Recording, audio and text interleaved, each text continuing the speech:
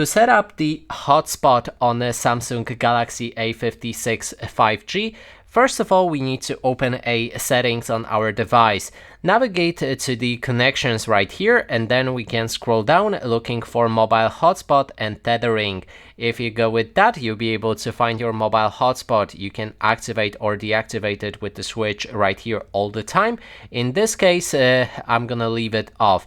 But next step is to just click on mobile hotspot like that, where you'll be able to adjust all of the settings regarding it. So for example, we can change the name of our network, how it will be displayed for other devices. You can also see or change the password for that network. You can then change the security protocol. If you don't want any password, make it open. If you prefer a password, choose between different WPA protocols. In this case, I'm going to go with WPA2.